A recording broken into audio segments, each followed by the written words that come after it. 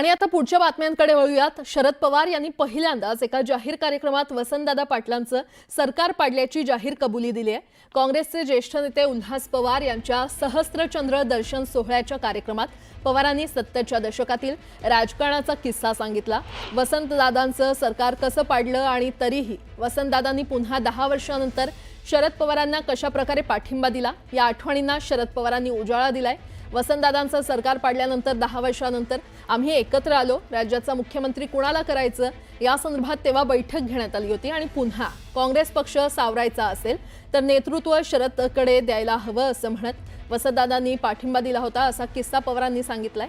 ज्या व्यक्तीचं सरकार मी पाडलं ती व्यक्ती गांधी नेहरूंचा विचार मजबूत करण्यासाठी आम्ही काय केलं हे विसरून मोठ्या अंतःकरणानं पुन्हा एकत्र येते असं नेतृत्व त्याकाळी काँग्रेसमध्ये होतं असं शरद पवार यावेळी म्हटले।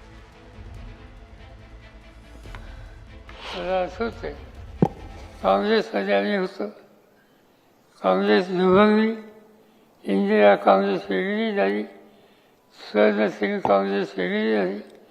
आम्ही लोक स्वर्णसिंग काँग्रेस होते, चव्हाणसाहेब होते, आणखीन लोक होते आणि निवडणूक झाली। निवडणुकीमध्ये फर्स्ट बहुमत मिळालं नाही। काँग्रेसला काही जागा, आम्हालाही काही जागा आणि शेवटी आम्ही एकत्र आलो आणि दादांना मुख्यमंत्री केलं। आम्हा लोकांचा, आम्हा तरुणांचा त्यावेळेला काँग्रेस आईवर राग असायचा। आम्ही सगळे यशवंतराव चव्हाणांच्या विचारात आणि त्यामुळे आमच्यात एक अंतर होतं। दादा हे आम्हा लोकांचे नेते, पण त्याने शेवटी हे दोघंही एकत्र यावेत याचे प्रयत्न सुरू केले आणि त्याला आम्हा लोकांचा विरोध होता। त्या विरोधामध्ये जे प्रमुख होते त्याच्यात मी होतो। परिणाम काय झाला, एक दिवशी आम्ही ठरवलं दादांचं सरकार घालवायचं आणि दादांचं सरकार आम्ही लोकांनी घालवलं आणि मी मुख्यमंत्री झालो। माझ्या हातात सत्ता आली। सांगलीमध्ये उपमुख्यमंत्री अजित पवारांच्या हस्ते राष्ट्रवादी काँग्रेसचा कार्यकर्ता मेळावा पार पडला आणि यावेळी बेरजेचं राजकारण करा, वजाबाकीचं राजकारण करू नका आणि जातीवाद कधी होता कामा नये अशा शब्दात उपमुख्यमंत्री अजित पवारांनी कार्यकर्त्यांना पक्षवाढीसाठी सल्ला दिला।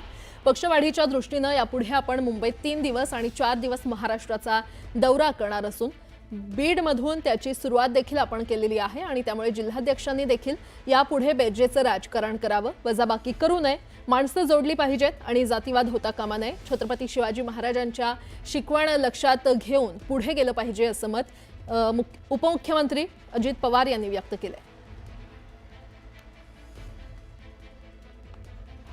मी आता आठवड्यातले 3 दिवस मुंबईत थांबणार, 4 दिवस महाराष्ट्राच्या कानाकोपऱ्यात जाणार। आज आता रात्री इकडे गेल्यानंतर उद्याच मी जळगावच्या अर्धा दिवस दौऱ्यावर, अर्धा दिवस कोल्हापूरच्या दौऱ्यावर आहे। काल मी बीडच्या दौऱ्यावर होतो।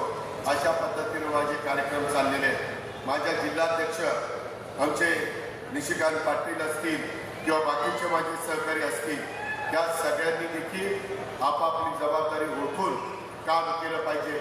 बेरजेचं राजकारण केलं पाहिजे। वजाबाकीचं राजकारण कुणाचाही बदल झालं नाही। माणसं कशी आपल्याला जोडता येतील, त्याच्यामध्ये जातीवाद हा कधी होता कामा नये। जळगावच्या राष्ट्रवादी कार्यालयामध्ये अजित पवारांचे बॅनर झळकलेले आहेत। बॅनरवर अजित पवारांचा मुख्यमंत्री म्हणून उल्लेख करण्यात आलाय। अजित पवार महाराष्ट्राचे मुख्यमंत्री व्हावेत अशी प्रार्थना कार्यकर्त्यांकडून करण्यात आली आहे।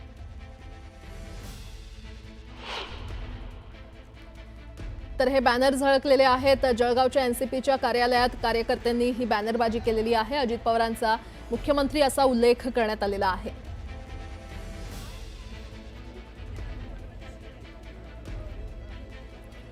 रात गई बात गई, पुढची इनिंग जोरदार असेल असं वक्तव्य मंत्री माणिकराव कोकाटे यांनी केलंय। दरम्यान गेल्या काही दिवसांपासून कोकाटे यांच्यावर टीकेची झोड उठली होती। त्याबाबत बोलताना त्यांनी ज्या गोष्टी होऊन गेल्या त्याबाबत आता बोलून अर्थ नाही असं वक्तव्य केलेलं आहे।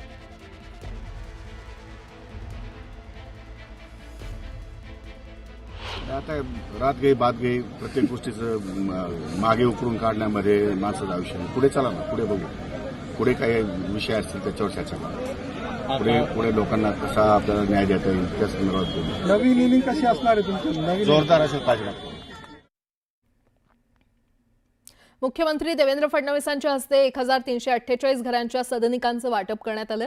प्रधानमंत्री आवास योजनेतील 1348 घरकुलांच्या चाव्यांचं वितरण मुख्यमंत्र्यांनी केलेलं आहे. कार्यक्रमाला पालकमंत्री जयकुमार गोरेंसह जिल्ह्यातील लोकप्रतिनिधी उपस्थित आहेत. दहिटणे येथील 1128 आणि शेळगी येथील 220 घरकुलांचं वितरण होणार आहे. तर या प्रकल्पातून असंघटित क्षेत्रातील कामगारांच्या हक्काच्या घरांची स्वप्नपूर्ती झाली आहे.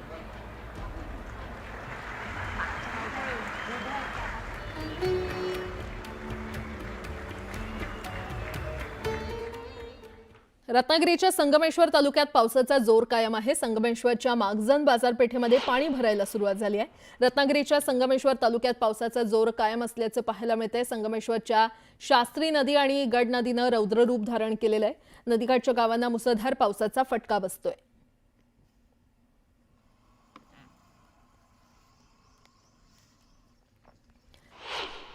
गेल्या 2 दिवसांपासून सुरू असलेल्या पावसामुळे नांदेड जिल्ह्यात नदी नाल्यांना पूर आलाय. पैनगंगा नदीला पूर आल्यानं नदीवरील सहस्त्रकुंड धबधब्याला रौद्ररूप धारण झालेलं आहे. तर नांदेड जिल्ह्यातील इस्लापूर येथील सहस्त्रकुंड धबधब्याला रौद्ररूप प्राप्त झाले. सध्या नांदेड, हिंगोली आणि यवतमाळ जिल्ह्यात जोरदार पाऊस बरसतोय. नांदेडमधली ही दृश्य आपण पाहतोय. तर सहस्त्रकुंड धबधब्यानं रौद्ररूप धारण केलेलं आहे. पैनगंगा नदीला पूर आलाय आणि त्यामुळे सहस्त्रकुंड धबधब्यानं रौद्ररूप धारण केलेलं आहे. त्यामुळे नागरिकांना सतर्क राहण्याच्या सूचना देण्यात आलेल्या आहेत. गेल्या 2 दिवसांपासून सुरू असलेल्या पावसामुळे धुळे जिल्ह्यातील अनेर मध्यम प्रकल्पाच्या जलसाठ्यात मोठी वाढ झालेली आहे. अनेर मध्यम प्रकल्पाचे 7 दरवाजे 1 मीटरनं उघडण्यात आले असून धरणातून 16,000 क्युसेक पाण्याचा विसर्ग सोडण्यात आलाय.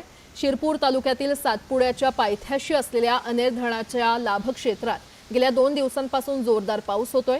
दरम्यान धरणातून पाणी सोडण्यात आल्यानं अनेर नदी दुथडी भरून वाहत असून परिसरातील नागरिकांना प्रशासनाच्या वतीनं सतर्कतेचा इशारा देण्यात आलेला आहे.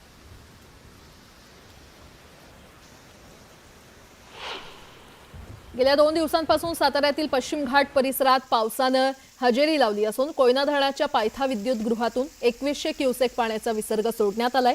कोयना, नवजा, महाबळेश्वर या परिसरात मुसळधार पाऊस पडत असून चालू वर्षी 4000 मिलीमीटर पावसाची नोंद झाली आहे. कोयना नदीच्या पाणी पातळीत वाढ होऊ लागलेली आहे.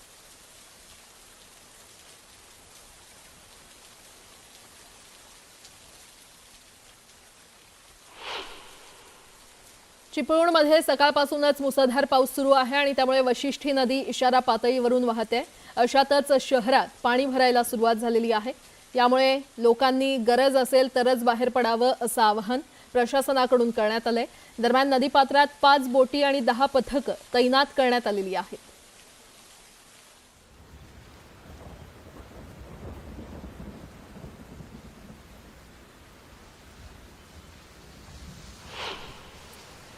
जालन्याच्या बदनापूर तालुक्यात मुसळधार पाऊस झालाय. दरम्यान तालुक्यातील अनेक नदी नाल्यांना पूर आलाय.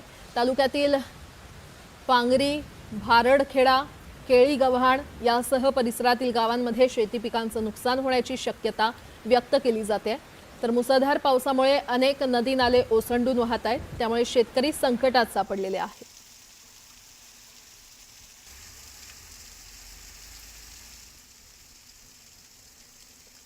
जालन्यामध्ये परिसरातील बळीराजा आता संकटात सापडलेला आहे, कारण बदनापूर तालुक्यात मुसळधार पाऊस झालेला आहे.